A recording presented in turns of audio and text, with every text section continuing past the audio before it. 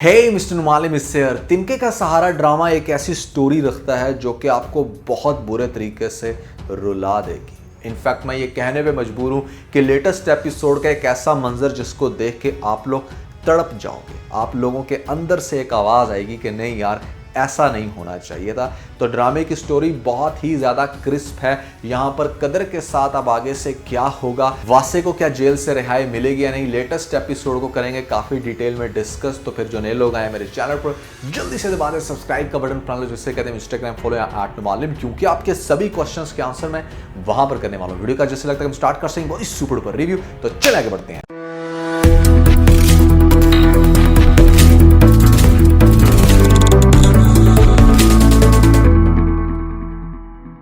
हम directly point पे आते हैं, यहाँ पर डिस्कस करते हैं कि ड्रामे की स्टोरी आगे से किस तरह से चलेगी। सबसे पहले तो जिन लोगों ने ये ड्रामा अभी तक देखना स्टार्ट नहीं किया, मैं उनको ज़रूर रेकमेंड करूंगा कि भैया ऐसी है तन्हाई के बाद वही कपल यहाँ पर बना रहा है एक नया ड्रामा जिसका नाम है तिनके का सहारा।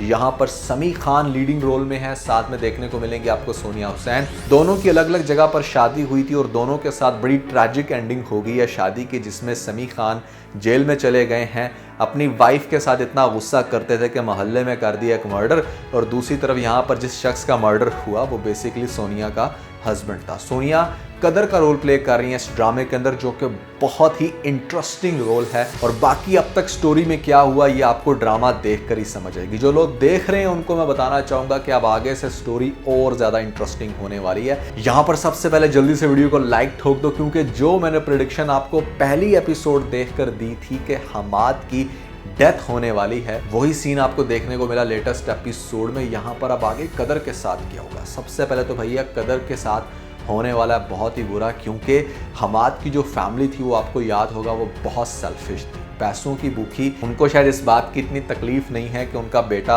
हाथ से चला गया, बल्कि अब उन्हें इस चीज़ की ज़्यादा टेंशन होगी कि हमारे पास एक ऐसी लड़की जो कि इतना ज़्यादा कमाती थी, अब वो इस घर से कहीं रुखसत ना हो जाए।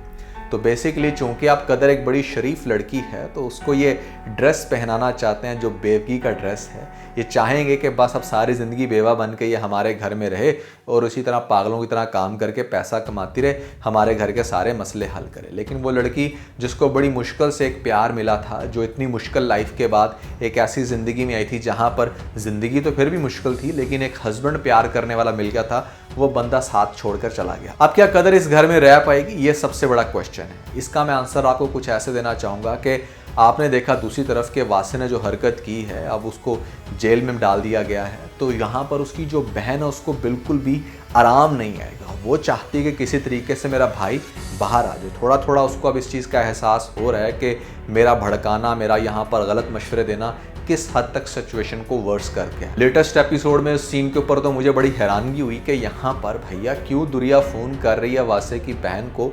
उसको तो डरना चाहिए, वो तो हर तरह से दूर रहे अब इस फैमिली से। किस हद तक वो थ्रेट करता रहा है इनके घर के सामने आके, तो क्यों अब उसको इस चीज़ का एहसास हो रहा है कि वासे का क्या बना, वासे घर आए या नहीं। एक बड़ा ही स्टूपिड कैरेक्टर है दुरिया का लिटरली। इसके साथ जो हो रहा है ना, बनता वैसे यही था। खैर किस्सा मुख्तसर ये कि अब यहाँ पर आपको बड़ी इंटरेस्टिंग स्टोरी इस तरह से कन्वर्ट होते हुए दिखाई जाएगी, क्योंकि ये जो वासे की बहन है, यानी कि इसका तो डेफिनेटली वो खून है, इसको तो तकलीफ होगी, इसका तो दिल करेगा कि मेरा भाई बाहर आए। लेकिन जो इसका हस्बैंड है ना, वो बड़ा चालाक इंसान है, वो बड़ा शातिर बंदा है।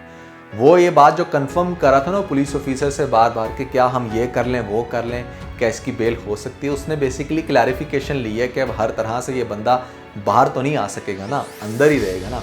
तो अब उसकी जो अगली चाल है वो ये कि यहाँ पर वासे की सारी प्रॉपर्टी वो अपने नाम करवाए, उसके ऑफिसेस को होल्ड करे और यहाँ पर वासे कभी बाहर ना आ पाए। तो बेसिकली वो सिर्फ ये प्रिटेंड करेगा कि वो हेल्प कर रहे हैं, जबकि वो हेल्प करने वाला नहीं है। लेकिन उसकी जो बेगम है वासे की सिस्टर, वो तो अपनी पूरी एफर्ट करेगी। नेक्स्ट एपिसोड में आपको दिखाया जाएगा कि ये वासे से जाकर मिल रही है, बहुत शर्मिंदा है, वासे को भी बहुत तकलीफ हो रही है कि उसने बहुत गलत कर दिया।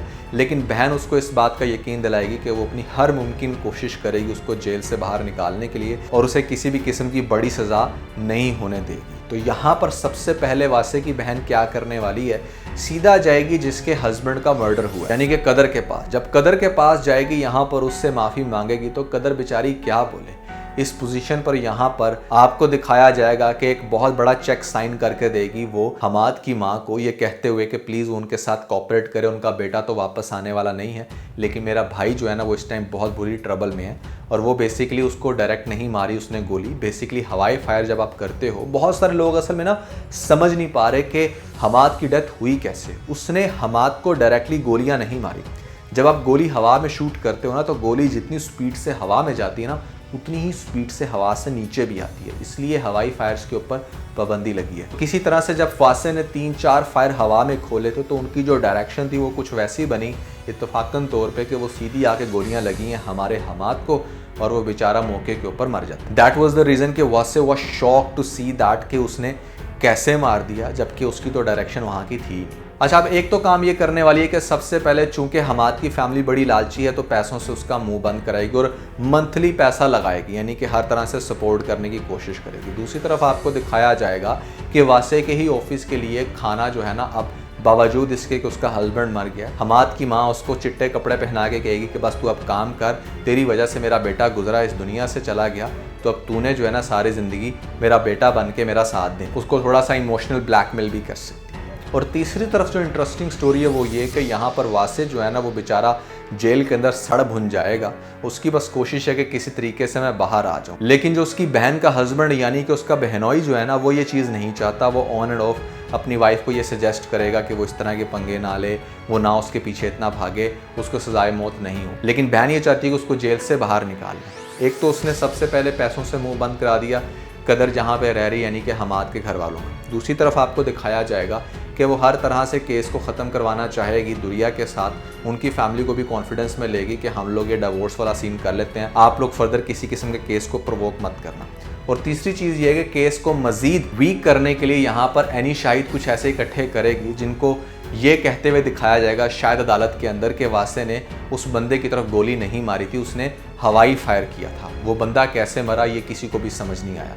तो यहाँ पर इस तरह की सारी सिचुएशन बना के, चूँकि किसी की तरफ से कुछ काउंटर भी नहीं किया जा रहा, तो आपको दिखाया जाएगा कि शायद छोटी मोटी इसको सज़ा हो 3-4 सालों की और उसके बाद इसको रिहा कर दिया जाए। जब वासे को रिहा कर दिया जाएगा तब तक उसके ऑफिस का सारा खाना चूँकि पहले ही कदर बना रही है तो कदर की ज़िंदगी एक बड़ी स्ट्रेट पाथ पे चल रही है। तो वासे बेसिकली ये जानने की कोशिश करेगा कि इतनी बड़ी हरकत करने के बाद आखिर उसको बेल हुई तो हुई कैसे। जब उसके सामने ये सारा सिनेरियो आएगा कि जिसका हस्बैंड मैंने मारा उस बेचारी ने तो अपना मुंह ही नहीं खोला, और फिर सबसे बढ़ के उसको ये बात क्लियर हुई कि ये वही लड़की है जिसकी तरफ से खाना आ रहा है हमारे ऑफिस में, तो वासे को अच्छा खासा गमगीन दिखाया जाएगा। अब यहाँ पर ना हो सकता है कि वासे की पर्सनालिटी के अंदर काफ़ी चेंज लाया जाए और वासे जो है ना वो बेसिकली माफ़ी मांगना चाहता है कदर से।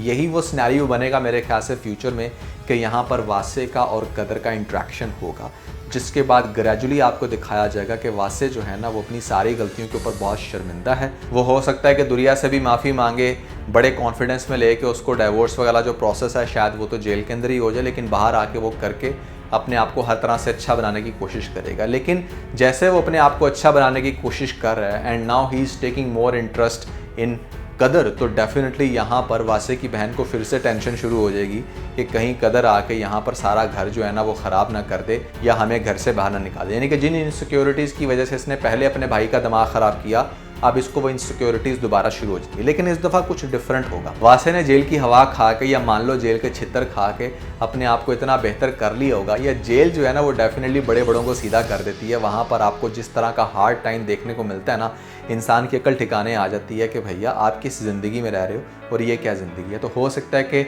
वासे बाहर आके अब अपना दिमाग इस्तेमाल करने की कोशिश करे कि भैया ऐसे में मेरी बहन ही थी जिसकी वजह से मेरी पहली रिलेशनशिप भी ख़राब हुई, मेरी वो बीवी के साथ तलाक और वो सारा मामला, तो मेरी बहन टाइम टू टाइम मुझे बहुत ज़्यादा प्रोवोक करती रही है, मेरा दिमाग ख़राब करती रही है। तो ये चीज़ ख़ास तौर पे वासे को भी समझ आएगी, और जैसे वो आगे से बहुत ज़्यादा इंटरेस्ट ले रहा है कदर के अंदर, तो कहीं ना कहीं कदर की जो जिठानी है ना वो भी उसको बहुत ज़्यादा टॉन्ट करेगी कि हाँ मैं तो शुरू से ही कहती थी कि इसका कोई चक्कर चल रहा है इस बंदे के साथ जिसकी वजह से इसने हमारे भाई को मरवा दिया। हमाद बहुत अच्छा इंसान था, पैसा आने के बाद इसका दिमाग ख़राब हो गया। तो वो तो स्टार्ट से इस तरह के एलिगेशन लगा रही है, चूँकि पहले ही दिन उसकी बहन जो है वो घर आ जाती है इनके माफ़ी मांग। अब कदर एक तरफ से ये एलिगेशन भी नहीं लेना चाहती। कदर के लिए सबसे बड़ा चैलेंज ये है कि वो नहीं चाहती कि उसके बारे में कोई गलत परसेप्शन रखे।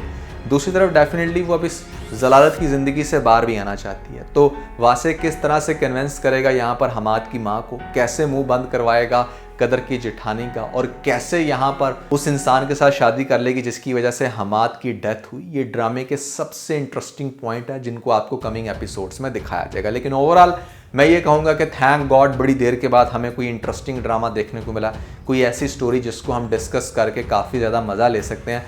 कैसा लग रहा है भैया आपको ड्रामा तिनके का सहारा, जरूर बताइएगा नीचे मुझे कमेंट सेक्शन में। तो दोस्तों मैंने यहाँ पर अरशद शरीफ केस के ऊपर काफ़ी डिटेल्ड वीडियो बनाई है। मैंने बताया कि उसकी मौत का जिम्मेदार कौन हो सकता है। अगर आप लोगों ने मेरा वो एनालिसिस नहीं देखा तो ऊपर लिंक मिल जाएगा, जल्दी से लिंक पे क्लिक करके वीडियो देख के अपना फीडबैक मुझे जरूर दीजिएगा। तो आज के बस इतना है। अगर आपको इस वीडियो के अंदर कोई एक पॉइंट मिल तो इस वीडियो को लाइक जरूर कीजिएगा और अपने दोस्तों के साथ ज़्यादा वीडियो को शेयर करने की कोशिश करें, स्पेशली उन दोस्तों के साथ जो पाकिस्तानी ड्रामास के बहुत बड़े फैन हैं। वीडियो चलेगी तो सब्सक्राइब बटन के ऊपर जरूर क्लिक कीजिएगा और कमेंट सेक्शन में मुझे अपना फीडबैक देना मत भूलिएगा। और ये सारे काम करने के बाद आप बेल आइकन प्रेस कर लीजिएगा ताकि लेटेस्ट अपडेट आप लोगों को सबसे पहले मिल सके। इसके साथ ये बहुत सारा ख्याल रखें। Stay motivated and God bless you.